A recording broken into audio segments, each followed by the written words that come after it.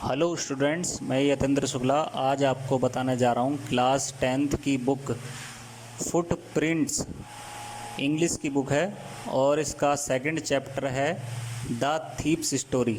इसके बारे में मैं आपको हिंदी समरी बताऊंगा। इस स्टोरी में दो करेक्टर हैं।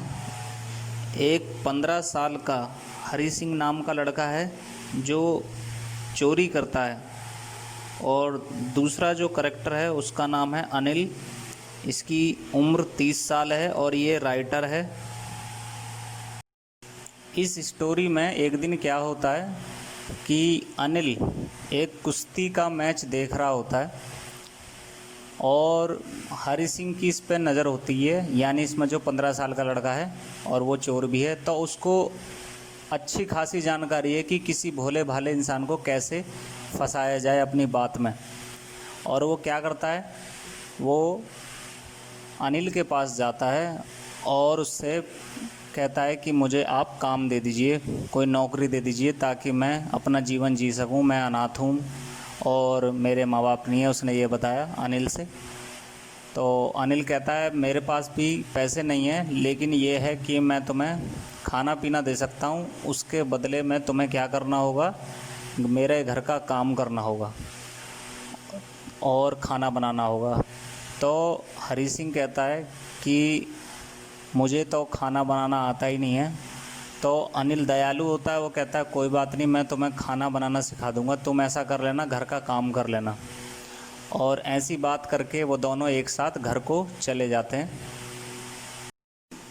घर पे पहुंचते ही अनिल हरी सिंह को काम बताता है और वह ये भी कहता है कि तुम जब काम करोगे तो मैं उस समय में अपनी स्टोरी लिखे करूँगा, तो ये स्टोरी बाज़ार में जाके बिक जाया करेंगी, तब जाके मैं तुम्हें सैलरी भी दे पाऊँगा और मुझे भी कुछ पैसे बच जाएंगे। 1 महीने तक अनिल हरी सिंह की बहुत मदद करता है और उसको खाना बनाना भी सिखाता है। इन 1 महीने में अनिल को हरी सिंह पर बहुत भरोसा हो जाता है और भरोसा इसलिए होता है क्योंकि अनिल सोचता है ये तो एक छोटा बच्चा है, 15 साल का ही तो है, ये क्या चोरी करेगा या कुछ ऐसा काम करेगा। कुछ दिनों बाद अनिल की सैलरी आती है जो उसने स्टोरी लिखी थी उसको बेचने के बाद। तो वो जो सैलरी होती है वो क्या करता है, जहां अनिल सोता है वो अपनी तकिया के नीचे उस नोट के बंडल को रख लेता है। उस नोट के बंडल को रखते हुए हरी सिंह देख लेता है, क्योंकि जैसा कि आप भी जानते हैं, मैंने बताया आपको कि वो एक चोर है और उसकी नज़र इन पैसों पे शुरू से ही थी। तो वो क्या करता है, हरी सिंह आधी रात को जाके अनिल के बिस्तर के पास से तकिया के नीचे से नोटों का बंडल निकाल के घर से भागने की कोशिश करता है। और उस समय बारिश हो रही होती है।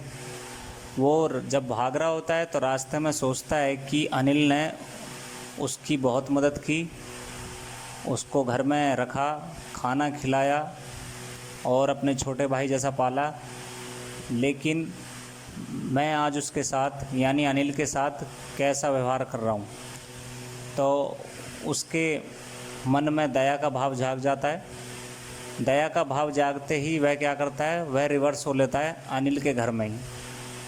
तो जब वह जाता है तो मैंने पहले भी बताया बारिश हो रही थी, तो घर में घुसते ही फर्श पे कीचड़ के निशान बन जाते हैं उसके पैरों के, और वह नोटों की गड्डी जो गीली हो चुकी थी वह अनिल के तकिया के नीचे रख देता है।